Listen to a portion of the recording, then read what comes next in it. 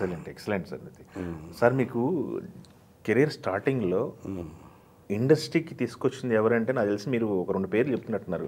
జంజాల్ గారి పేరు చెప్తున్నారు కదా? జంజాల గారు తీసుకొచ్చింది. అదే జంజాల్ గారి పేరు చెప్తున్నారు. జంజాల గారు రమ్మన్నారు నన్ను. స్టేజ్ మీద నాటకం చూశారు నాది. ఫస్ట్ ఇక్కడ ఒక నాటకం వేశాను, శ్రమదేవ భవ అని. ఆ నాటకంకి వచ్చాడు ఆయన.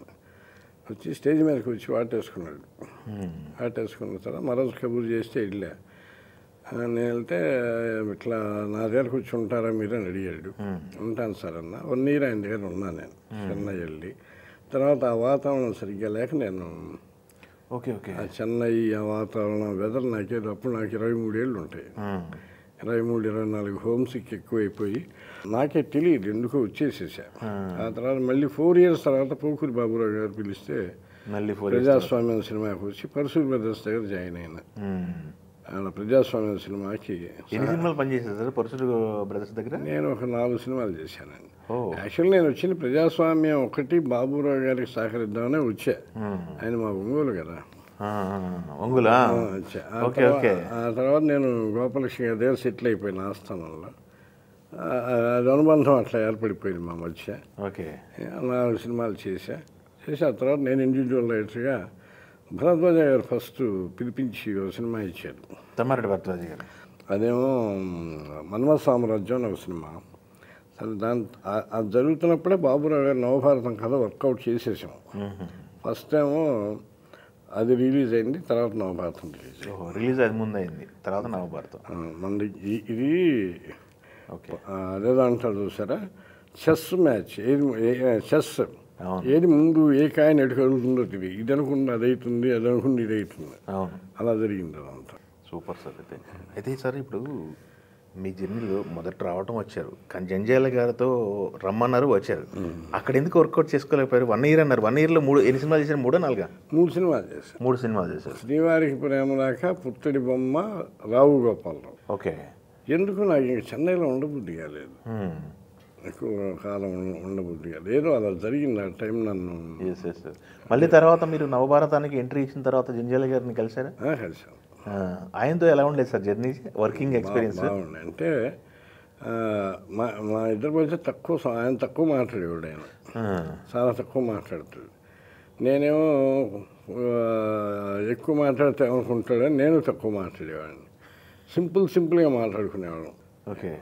అంటే ఒకసారి చదవండి, మీరు ఆలోచించండి దాంట్లో. అంటే అలాగే సార్, మీకేమనిపించింది అది విన్నప్పుడు? బాగుంది సార్. ఇట్లా ఉండేది మా సంభాషణ. సింపుల్. ఆయన బాగా స్లోగా, అంటే వెరీ అందరితో కూడా అట్లాగే మాట్లాడతారు. బేస్గా స్లోగా పంచ్ వేస్తూ మధ్యలో పంచెస్ వేస్తూ మాట్లాడతారు. నన్ను ఒకరోజు పాండి బజార్లో వెళ్తున్నప్పుడు ఏనుగుని పెట్టుకుని వాడు అడుక్కుంటున్నాడు. వాడు అడుక్కుంటే ఆయనకన్నీ ఇలాగే అడుగుతుంటాడు. రాజా గారు, నన్ను గారు అనేవాడు. రాజా గారు, ఏనుగు చచ్చిన 1,00,000 బతికిన 1,00,000 అంటారు కదా.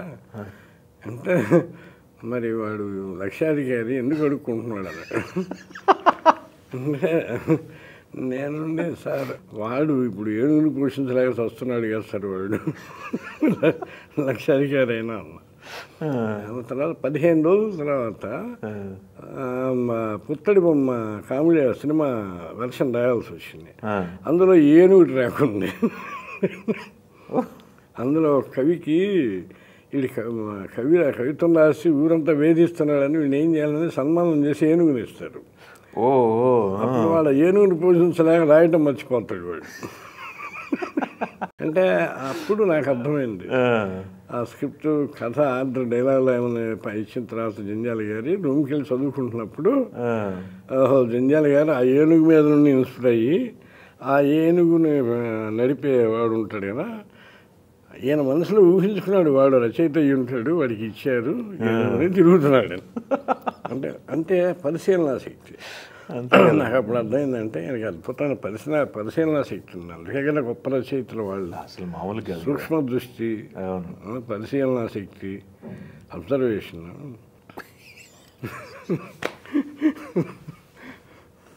ఇది మామూలు ఏనుగుని పెట్టుకుని అడుగుతున్నాను. ఇలాంటివే జరిగాయి మా మధ్య సంభాషణ. ఎక్సలెంట్ సార్ ఇది. ఫస్ట్ ఈవీని పరిచయం చేసింది ఆయన, జంజాల గారా? ఓకే. మూడు రీ రికార్డింగ్కి థియేటర్కి తీసుకెళ్ళి వస్తున్నాడు ఈవీ. చాలా అందంగా ఉన్నాడు, హైట్గా. ఇతను ఎవరు హీరో నా అని చూస్తాను నేను. రాజా గారు,